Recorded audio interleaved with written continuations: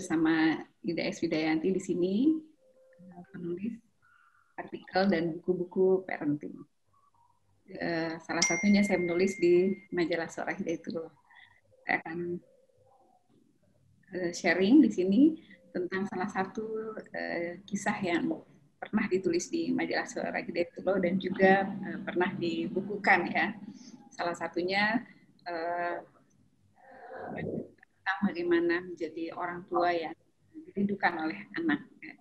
Ini tentu saja sesuatu yang sangat kita harapkan ya, bagaimana membangun bonding, attachment, kedekatan antara orang tua dan anak. Saya seringkali saat ini membaca di media sosial, di TikTok ya, bagaimana keluhan-keluhan anak. Ada yang anak katanya, aduh udah lapar nih, tapi lihat dia kamarnya di atas, lihat ke bawah, nyokap sama bokap lagi di meja makan. Akhirnya dia mengurungkan niatnya untuk makan ke bawah. Dia menahan laparnya untuk supaya tidak bertemu dengan orang tuanya. Kemudian saya juga banyak membaca postingan lain ya, di mana pernah nggak sih ngerasa bahwa orang tua lah, keluarga lah yang justru seringkali membuat kita down. Ya, itu adalah contoh-contoh di mana anak-anak tidak merasakan kedekatan dengan orang tua. Bahkan ada seorang anak pernah saya lihat ya, dia mengenakan jilbab, lalu dia mengatakan cukup kita aja, cukup aku aja yang ngerasain, aku nggak mau anakku ngerasain apa yang aku rasakan ya, dimana dia bilang dia tidak merasakan kenyamanan ya interaksi dengan ibunya, dengan ayahnya, sehingga dia berjanji, saya kalau jadi orang tua nggak akan saya seperti ibu saya. Itu ketika saya membaca curhatan anak-anak itu saya terbayang ya. Saya bertanya, apakah anak-anak tersebut mendoakan orang tuanya, ibunya, ayahnya dalam ibadahnya, dalam doa-doanya, mungkin seusai sholat, apakah dia ucapkan kata-kata pengharapan, doa-doa untuk ayah ibunya? Ya. Tentu saja dengan curhatan yang seperti itu ya, apalagi sampai memaki-maki, mengeluarkan kata-kata binatang, menurut saya kecil kemungkinan untuk mereka anak-anak tersebut mendoakan para orang tuanya. Ya, dan kita sebagai orang tua tentu saja tahu apa saja yang akan kita bawa mati sesungguhnya. Bukanlah harta benda kita, bukanlah rumah kita. Salah satunya adalah doa dari anak-anak kita yang soleh-soleha. Ya. Jadi menurut saya kenapa kita harus membangun bonding yang kuat, membuat sebuah attachment ya, hubungan antara kita dengan orang tua, karena hubungan itulah yang akan menyambungkan ya doa dari anak-anak kita. Jika untuk ketemu fisik saja tidak mau, jika untuk sekedar berbicara manis saja tidak mau ya, apalagi dalam doa yang tidak diketahui oleh orang tuanya. Bahkan ada seorang anak yang terang-terangan, terus terang saja saya masih mau serumah dengan ibu saya karena saya masih butuh uangnya. Kalau saya sudah kerja, saya akan pergi jauh. Kalau bisa saya keluar negeri supaya saya nggak ketemu lagi dengan orang tua saya. Ya. Betapa menyedihkan, memprihatinkan ya, menjadi orang tua yang tidak disukai oleh anak, ya, dibenci oleh anak, walaupun niatan kita adalah demi kesuksesan mereka ya. Akan tetapi jika anak-anak tidak bisa menerima kita, menerima cara-cara sikap-sikap kita, ucapan-ucapan kita, maka yang ada adalah hanya sebatas bom waktu yang mungkin suatu saat ketika mereka sudah bisa menghasilkan uang sendiri, ketika dia sudah mandiri, maka dia akan pergi jauh. Ya. Ini ada sebuah kisah yang dimana sangat menyentuh hati saya ya. Jadi suatu ketika saya pergi ke sebuah tempat, lalu ketika saya mau pulang sekitar daerah Puncak ada meeting ya, kemudian saya telepon kepada anak saya, nanti sekitar 1 jam lagi kalau lancar 1 jam setengah lagi nanti Umi sampai di rumah. Jadi mungkin sudah nggak apa-apa, bobo dulu, tidur dulu ya, saya bilang gitu, nggak usah menunggu Umi karena tahu dia setelah Isya itu akan mengantuk. Tapi kemudian apa yang terjadi ketika sampai di rumah ya, ternyata ketika saya mengucapkan salam, maka yang membuka pintu ya ternyata anak saya. Ya, ketika saya tanyakan kok masih bangun, kan tadi sudah dibilang silahkan tidur duluan karena sekitar jam 9 itu sudah, biasanya jam 8 tuh udah tidur, dia waktu itu masih kecil ya. Iya, aku pengen ingin ketemu dulu Umi sebelum tidur, dia bilang. Terus gimana caranya? Kan biasanya udah ngantuk tuh. Iya, aku duduk di depan akuarium, katanya ya, duduk begini.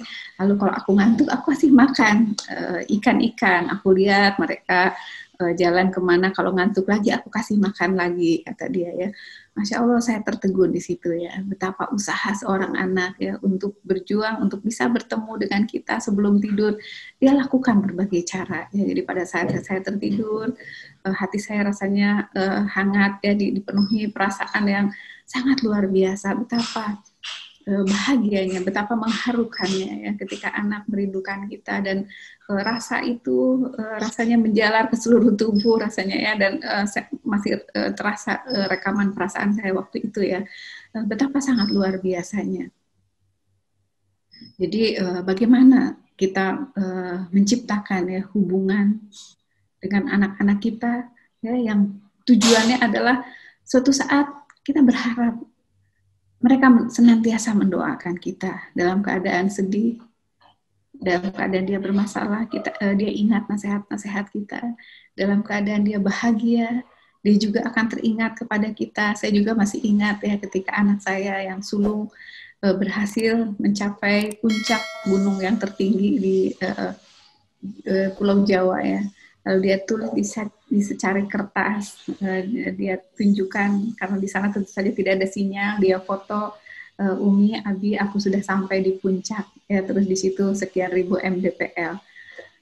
Saya tertegun ya, alhamdulillah ya Allah, semoga ya anak saya tidak hanya saat di puncak gunung ya, mungkin suatu saat dia di puncak kesuksesan dia, ataupun mungkin di lembah kesedihan saat dia mengalami masalah, kita mungkin sudah tidak ada, tetapi keteladanan kita, sosok kita, nasihat-nasihat kita selalu hidup mengiringi langkah-langkah dia.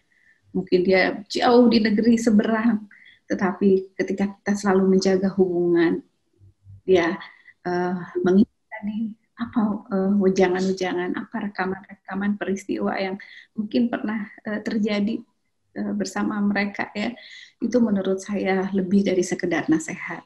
Dan tentu saja saat ini di mana di masa pandemi kita nggak kemana-mana ya, inilah saatnya kita menciptakan rekaman memori yang indah yang mungkin membuat mereka suatu saat ya, kalau mereka kita tanya, atau suatu saat ada yang bertanya kepada anak-anak kita, kapan masa-masa terindahmu?